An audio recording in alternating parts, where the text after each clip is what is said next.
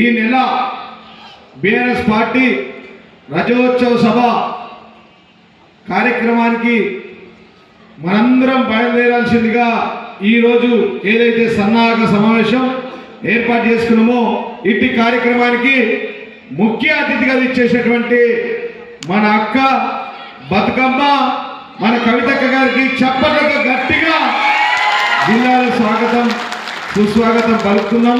మరి అదేవిధంగా వేదిక మీద ఉన్నటువంటి మీ అందరికీ తెలుసు మన కవితక్క ప్రతినిత్యం ప్రజల మధ్య పేద బడుగు బలైన వర్గాల కోసం పోరాటం చేస్తూనే ఉన్నది. మరి ఒక్కరోజు కూడా తీరిక లేకుండా ప్రతినిత్యం తిరుగుతూనే ఉందని చెప్పి సందర్భంగా తెలియజేస్తూ ఉన్నాం. వేదిక పోయినటువంటి సీనియర్ నాయకులు పెద్దలు గౌరవనీయులు మనందరి అభిమాన నాయకుడు మన బాజిరెడ్డి గోవర్ధన్ గారికి, అదేవిధంగా వేదిక పోయినటువంటి సీనియర్ నాయకులు ఎమ్మెల్సీ విజీ గౌడ్ గారికి, అదేవిధంగా మీ అందరి అభిమాన నాయకుడు ఈరోజు యువ నాయకులు మన బాజిరెడ్డి జగన్. అబ్బో జోరు చూస్తే మరి ఆగమయ్యేటట్టుంది కదా నిజామాబాద్ రూరల్, మళ్ళా డాక్టర్ యాక్టర్ అయ్యేటట్టున్నారు కదా, అంతేనా? మీ జోరు చూస్తూ ఉంటే మళ్ళా నిజామాబాద్ రూరల్లో గులాబీ జెండా పక్క వేదిక పైనటువంటి పెద్దలందరూ తాజా మాజా ప్రతినిధులు, మండల అధ్యక్షులు, మండల పార్టీ అధ్యక్షులు, నేను జిల్లా అధ్యక్షుడు కాబట్టి ముందు మండల పార్టీ అధ్యక్షుడు, వేదిక పైనటువంటి మా సోదరిమణులు, మాజీ జడ్పీటీసీలు, ఎంపీపీలు, సర్పంచులు, కార్పొరేటర్లు, వేదిక పైనటువంటి యువ నాయకులు, ఈ సైన్యం అంతా చూస్తే మరి ఎవరు ఉండేటట్లేదు నిజామాబాద్. ఈ కాంగ్రెస్ జోకర్ గారు బ్రోకర్ గారు అందరూ పారిపోవాల్సిందే నిజామాబాద్ అని చెప్పి సందర్భంగా తెలియజేస్తున్నా. వేదిక పైనటువంటి నాయకులు అందరికీ పేరు పేరున చెప్తే రామాయణం వింటే మహాభారతం గంట పెద్ద లైన్ ఉంది సౌతే. కాబట్టి వీళ్ళందరూ కూడా చేతులెత్తి హృదయపూర్వక ధన్యవాదాలు తెలియజేస్తూ, మరి వేదిక ముందు నుండి 25 సంవత్సరాల నుంచి అనేక వ్యయ ప్రయాసాల కోర్చి ఎత్తిన జెండా దించకుండా ఇంకా కూడా ఓడిన గెలిచిన అన్నా మేము మీతోనే ఉంటాం, సార్తోనే ఉంటాం, కార్తోనే ఉంటాం, కేసీఆర్తోనే ఉంటాం, మన కవితతోనే ఉంటాం, బాజిరెడ్డితోనే ఉంటాం, నీతోనే ఉంటాం అని చెప్పి ఇంత పెద్ద ఎత్తున తరలి వచ్చినటువంటి మొత్తం నాయకులందరికీ కూడా చేతులెత్తి హృదయపూర్వక పాదాభివందనాలు తెలియజేస్తాను. అమ్ము నాకు బాగా జోష్ వచ్చింది. బాన్సవాడలు ఇప్పటిదాకా పోచారం తిట్టి వచ్చింది. నమ్మక ద్రోహి అని చెప్పిన, నువ్వు పులివి కాదు గండి విల్లివి అని చెప్పిన వాస్తవమేనా? అమ్మ పాలు లాగి అమ్మ రొమ్ము మీద గుద్దినోడు అని చెప్పొచ్చిన వాస్తవమేనా? మమ్మల్ని మోసం చేసిపోయినాడు అని చెప్పిన వాస్తవమేనా? ఇట్లా మోసమైన వాళ్ళందరూ వెనుక చిన్న కూర్చున్నారు. మళ్ళాసారి ప్రభుత్వం వచ్చినాక అన్న మళ్ళా మేమొత్తం కవితక కాలు పట్టుడు, నాకు కాలు పట్టుడు, అన్నని గుంజుడు ఎత్తే నడవది. ఇక్కడ ఉన్నటువంటి నాయకులే 90% మంది ముందుంటారు. వెనుకవలసిన మళ్ళీ వచ్చి అధికారం లాగా వచ్చిన వాళ్ళంతా 10% మంది రిజర్వేషన్, 90% రిజర్వేషన్ ఎవరికి? వీళ్ళకి. పదవులైనా అధికారమైనా మళ్ళా వచ్చేది ఇలా ఏ గల్లీకైనా ఏ ఊరికైనా ఏ గ్రామానికి వెళ్ళినా రావాలి కేసీఆర్, కావాలి కేసీఆర్, గెలవాలి కేసీఆర్ అని చెప్పండి. మాకంతా సార్ కావాలి, కారు కావాలి, కేసీఆర్ కావాలంటున్నారు. ఇది వాస్తవం కాదా? గా పాలనకి ఈ పాలనకు తేడా లేదా? ఉన్నదా లేదా? కేసీఆర్ వచ్చినప్పుడు అడిగింది అడగది అన్ని ఇచ్చిండు, ఇయ్యలేదా? మనం మేనిఫెస్టోలో ఎప్పుడు ఏం చెప్పలేం. మనం ఏం 420 ఎక్కడిది, నంబర్ 6 ఎక్కడిది? నంబర్ 6 అంటే తెలుసు కానీ 6 కూడా 6 గ్యారెంటీలు వచ్చినాయా?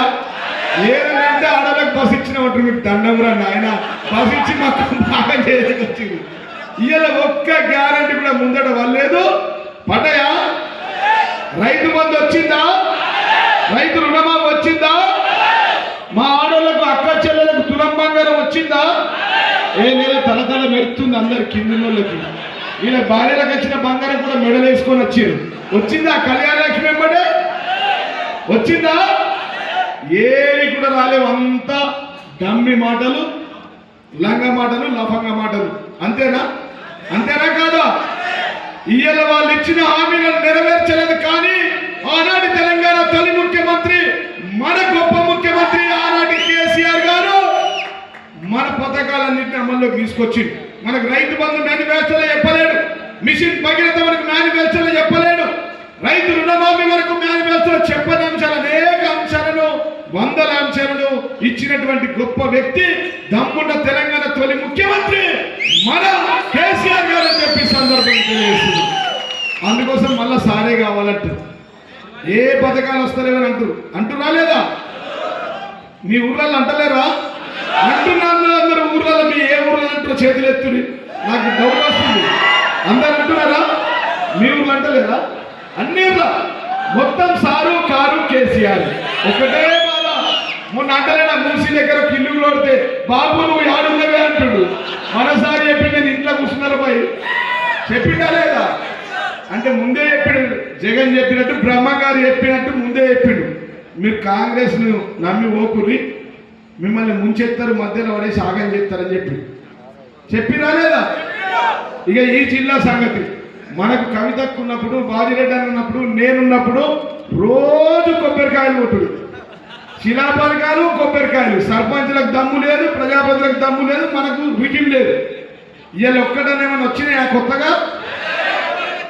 ఒక్కటి మాత్రం మంది గుట్టోళ్ళు మా వాళ్ళని చెప్పుకుంటారు కాంగ్రెస్ బీజేపీ. సాదే గోవర్ధన్ వచ్చి కొబ్బరికాయ కొట్టుడు, వాడు వీరారెడ్డి గారు ఆరుగుల కొట్టుడు, సూర్యారెడ్డి గారు బాల్కొండ కొట్టుడు, ఈ ముసలోడు పెద్ద మనిషి బోధనలో అల్చి మనిషి గారు వచ్చింది మతి మరుపు, వాడు అక్కడ కొట్టుడు. పాత జీవోలకే కొబ్బరికాయలు కొట్టుడు. కానీ కొత్తగా ఏమైనా వచ్చినాయా? ఇక బీజేపీగా మన అరవింద్ గారు అర్ధగుండా ముందుగుండా అరజ్ఞాని, అరవింద్ కాదని అరజ్ఞాని, హాఫ్ నాలెడ్జ్ ఫెలో. వాడు ఏం మాట్లాడతాడో వాడికే తెలియదు. అరవింద్ కాదు రాబంద్ అని చెప్పిన నిన్న. వాస్తవం కదా? మాట్లాడితే కవితక్క మీద మాట్లాడుతాడు. నిన్న మీరు కవితక్కలు బాగా మీడియాలో చూపిస్తారు, తెలివి ఉన్నది, మాట్లాడుతుంది, పని చేస్తుంది, చూపిస్తారు. నీ గుండు మంచిగా ఉన్నది చూపిస్తారు. నిన్నంటున్నారు కవితక్కలు నేషనల్ మీడియాలో చూపిస్తారు, స్టేట్ మీడియాలో చూపిస్తారు అని చెప్పి విలేకరులను బెదిరిస్తారు. ఏమన్నా తెచ్చిందా? ప్రతిపక్ష పాత్ర పోషించారంటే వీళ్ళేమో జోకర్ గాళ్ళు, బీజేపీ వాళ్ళు, మా ఆర్మూరుడు ఒక జోకర్ గాడు రాకేష్ రెడ్డి, వీడేమో బ్రోకర్ గాడు. వీళ్ళు జోకర్లు, వాళ్ళు బ్రోకర్లు, కాంగ్రెస్ వాళ్ళు. అంతేనా? ఇంకా కింది నుంచి అంటే ₹2 అట, సంచికి ₹2. వీళ్ళని డాక్టర్ గానే తిరుగుతున్నారు. డాక్టర్ భూపతి రెడ్డి ₹2 సజ్జలకు ఉండుకుంటున్నట. కొత్త విషయం ఏంటంటే దొరికినోడిగా 3 నెలలే ఉంది, 16 నెలలు అయిపోయింది. పై దొరికిన కాడ దోచుకోని వదం. మళ్ళీ 30 ఏళ్ళ వరకు కాంగ్రెస్ పార్టీ రాదు. కాంగ్రెస్ అయిపోయింది కాబట్టి దొరికిన కాడికి దోచుకుందామని చెప్పి పాల్కొండ నుంచి 6 దాకా ఇసుకేదంద నడుతుంది. అది హౌస్ నంబర్లను తెచ్చుకుంటా పైసలు తీసుకుంటూ నల్లమట్టి దోసుకుంటూ మావుడు ఆర్మూరోడు.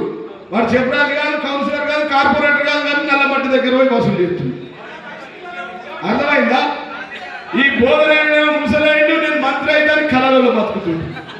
ఆయన రాత్రి మధ్య వరకు వచ్చింది, ఓళ్ళు పోయినా ఏమో ఈ బాగా రోజులే కలవక అంటున్నట్టు.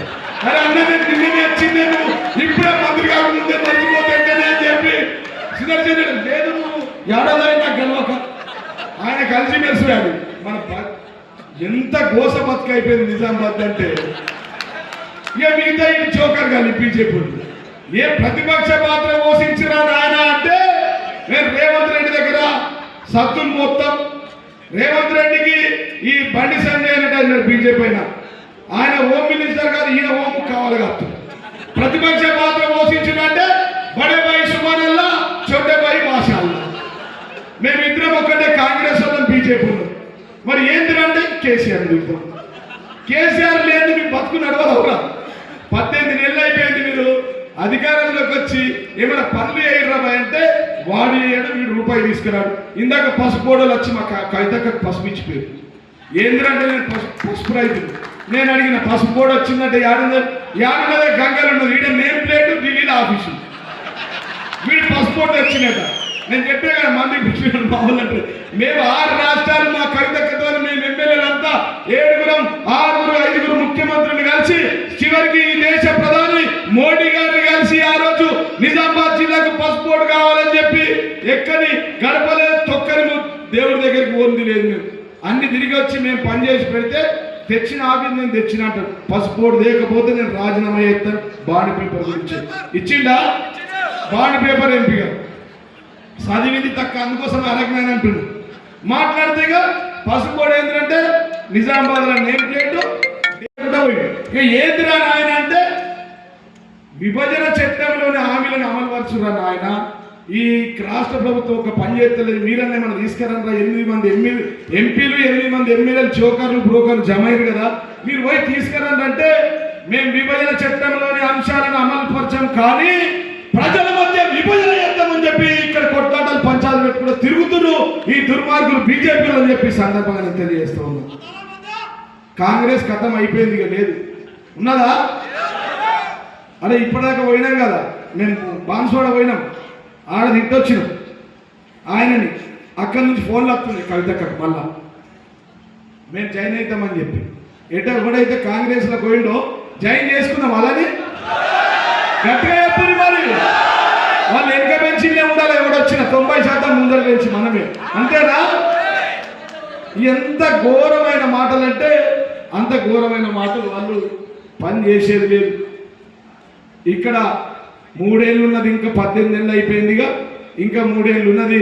ఆ 3 ఏళ్ళు ఉంటుందో ఊడిపోతుందో ఎవరికి తెలియదు, కానీ ఉన్నగాడికి దోచుకొని పోదామని చెప్పి దొరికిందెల్లా దోచుకుంటున్నారు ఈ జోకర్లు బ్రోకర్లు అని చెప్పి సందర్భంగా నేను తెలియజేస్తున్నా. మా జగన్ ఇందాక తిట్టింది, అంత ఘోరం వద్దు, మరి అందేరైపోతుంది తిరిగితే. అంతేనా? అంతేనా కదా? ఏం తెచ్చిరా నాయన అంటే ఏమీ లేదు. నిజామాబాద్కు పట్టిన శని, నిజామాబాద్ పట్టిన శని, మన రూరల్కు పట్టిన శని భూపతి రెడ్డితో. ఇక నేను ఇంతకంటే ఎక్కువ చెప్ప, ఎందుకంటే అలా చెప్తున్నారు. ఇందాక చెప్తూ ఇక్కడ పోలీసు వాళ్ళు ఉన్నారు, కాడ పోలీసు వాళ్ళు ఉన్నారు. నేను చెప్పింది కవితకి ఇప్పుడు ఇందాక చెప్పింది పేపర్లో కూడా వచ్చింది. 2 బుక్కులు పెట్టింది. నాకు చిన్న బుక్ ఇచ్చింది, పింక్ బుక్. కవిత కదా ఒక పెద్ద బుక్ ఉంది. ఇందాక చెప్పింది కదా, మేమైతే మంచోళ్ళం కాదు, అంత మంచోళ్ళం కాదు బిడ్డ. 10 సంవత్సరాలు మీరు మా కార్యకర్తల మీద ఉన్నట్టు కేసులు మేము పెట్టుంటే ఈ నిజామాబాద్ జిల్లాలో ఒక కాంగ్రెస్ బీజేపీ నాయకులు మిగిలకపోతుందని చెప్పి సందర్భంగా బిడ్డ. మేము ఓపికతో ఉన్నాం, మేము శాంతితో ఉన్నాం, మేము ఎవరు చోరికి రాలేం. నా మీద 42 కేసులు పెట్టిరు, నా భార్య మీద కేసు పెట్టిరు, మా అమ్మ మీద కేసు పెట్టిరు, మా మీద కేసు పెట్టిరు, అక్క మీద కేసు పెట్టిరు, బోధన షకీల్ మీద కేసులు పెట్టిరు, ఆయన కొడుకు మీద కేసు పెట్టిరు.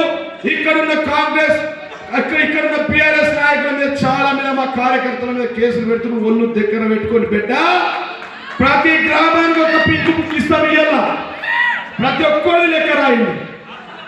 కేసులు పెట్టించుకోవాలి, పెట్టినది ఏసీపీలో సిపిలో అందరూ లిస్ట్ రాసి పెట్టండి. ఏ జిల్లాలున్నా ట్రాన్స్ఫర్ చేసుకొచ్చి మీ అందరికి సెల్యూట్ పంపిస్తా అని చెప్పి నేను బాబుకి చెప్తా, పెద్ద బాబు అట్లా నేను పోయి దండం పెట్టి ఇక మన మంచితనం వద్దు బాబు, 14 ఏళ్ళు ఉద్యోగం చేసినాం, 10 ఏళ్ళు పరిపాలించినాం, అడిగినోడికి పైసలు ఇచ్చినాం, అడిగినోడికి పథకాలు తీసుకొచ్చి ఇచ్చినాం, ప్రతి ఇంటికి పైసలు వంచినాం, సంపదను పెంచిండు, పేదలకు వంచిండు మన కేసీఆర్. కానీ వీళ్ళు మాత్రం సంపదను పెంచుతలేరు, పేదలకు పంచుతలేరని చెప్పి సందర్భాన్ని తెలియజేస్తున్నాం. కాబట్టి తెలంగాణ పాలిట కేసీఆర్ దేవుడైండు. ఒక 10 సంవత్సరాల స్వర్ణయుగమైంది. ఈ 25 సంవత్సరాల్లో 14 సంవత్సరాల ఉద్యమ సమయం మీరంతా పాల్పంచుకున్నారు. 10 సంవత్సరాల అధికారంలో ఉన్నాం, ఎవరి జోలికి పోలేం. ఇప్పుడు బరాబరు వడ్డీతో తీసుకుందామా, యుద్ధం ప్రకటిద్దామా? ఇక రంధ్రపై దమ్ముడు చేతులు ఎత్తులు యుద్ధం చేస్తాం. అంతా తయారా? బుక్కులలో రాస్తారా? పేరు రాసుకుంటారా? కేసులు పెట్టించినోడిది పెట్టేటోడి ఇద్దరిది. నేను మనకు చట్టం మీద నమ్మకం ఉంది. ఈ తాటాపు చట్టాలకు మనం భయపడతామా? ఉద్యమ సమయంలో జైల్లో పోలేమా? పోయినామా లేదా? కొట్లాడినామా లేదా? కాబట్టి నిజామాబాద్ జిల్లాలో ఇక్కడ ఉన్నటువంటి అధికారులకు నేను ఒకటే విజ్ఞప్తి చేస్తా ఉన్నా, మంచి మాట కొద్ది. 18 ఏళ్ళు చూసినాం బిడ్డ, భరించినాం బిడ్డ. ఇక మీదట మళ్ళా ఇదే పద్ధతిలో మీరు కొనసాగితే మాత్రం మీ అందరికి ఈపు సున్నమవుతుంది. అందరిని తరిమి కొడతాం, గల్లా వట్టుకొచ్చి కట్టుకొని గుజ్జుకొచ్చి కొడతామని చెప్పి సందర్భాన్ని తెలియజేస్తూ ఉన్నాం. కాబట్టి భయపడాల్సిన అవసరం లేదు. ఇక చాలు, ఎక్కువ పక్క చెప్తాను.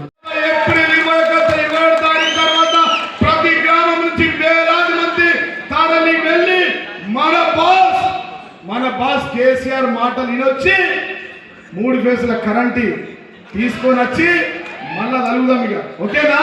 21వ తారీఖు తర్వాత దుకాణం చాలా అవుతుంది బిడ్డ. ఇది అంతం కాదు, ఆరంభమే అని చెప్పి కాంగ్రెస్ బీజేపీ నాయకులకు ఈ జిల్లాలో ఉన్నటువంటి వాళ్ళందరికీ చెప్తున్నా. వాళ్ళు దగ్గర పెట్టుకొని ఉండండి, మీ పని మీరు చేసుకోండి. ప్రజాస్వామ్యంలో మీకు అవకాశం ఇచ్చారు, మిమ్మల్ని గెలిపించారు, మీరు పని చేయండి రా నాయన అంటే, పథకాలు ఇవ్వండి రా నాయన అంటే మా నాయకులను వెంటాడతాం, కేసులు పెడతామని చెప్తున్నారు. మేము చూసుకుంటాం, పక్కా పింక్ బుక్లు ఎక్కిస్తాం. ఎక్కిద్దామా? ఇక మీ అందరికి